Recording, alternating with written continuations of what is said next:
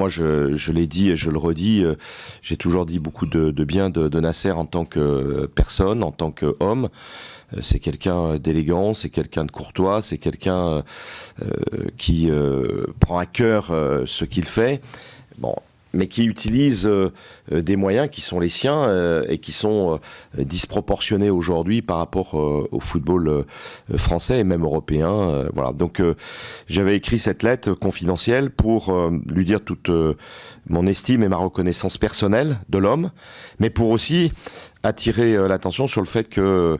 il y avait probablement un certain nombre de risques, et aussi pour trouver des solutions. C'est-à-dire c'était une lettre et de reconnaissance de l'homme et d'analyse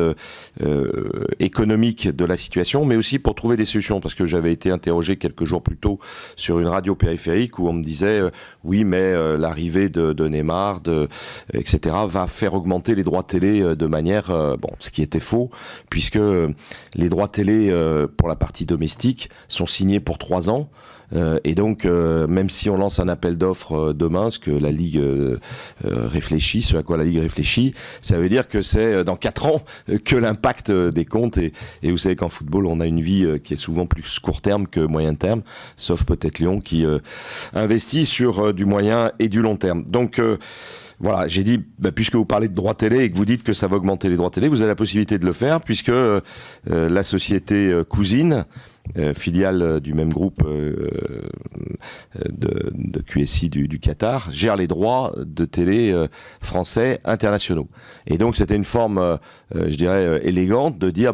si vous voulez que tout le monde applaudisse à deux mains et pas uniquement le PSG, augmentez ça ne tient qu'à vous, augmentez de 200, 300 millions. Tous les clubs, les droits internationaux, tous les clubs vont en bénéficier, et on n'aura peut-être pas la même vue. Voilà. Et ce qui m'avait aussi bien sûr interpellé, c'est que on voit que la quasi-totalité des grandes compagnies qataries, que ça soit Qatar Airlines, que ça soit l'aéroport de Doha, que ça soit, je peux en citer une dizaine, s'investissent souvent, ce qui est normal, avec le PSG, mais s'investissent aussi dans tous les grands clubs européens, sauf les clubs français.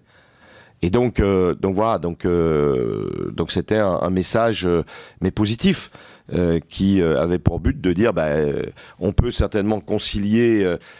et l'ambition, j'allais dire extrêmement importante, pour pas utiliser d'autres termes, du Paris Saint-Germain, mais aussi faire en sorte que la maison mère, fasse un geste pour la France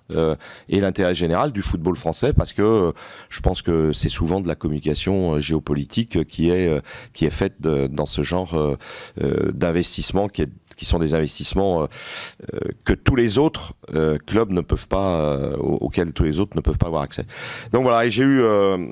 la surprise de retrouver donc dans un grand journal sportif quotidien une analyse disant que j'avais fait, alors que la lettre était confidentielle, que j'avais fait une lettre d'excuse. Voilà, donc c'était pas une lettre d'excuse, c'était une lettre qui permettait d'expliquer, de reconnaître à Nasser ses valeurs d'homme et d'entrepreneur, mais aussi de dire que le système était dérégulé et que à terme il pouvait y avoir de grands ennuis.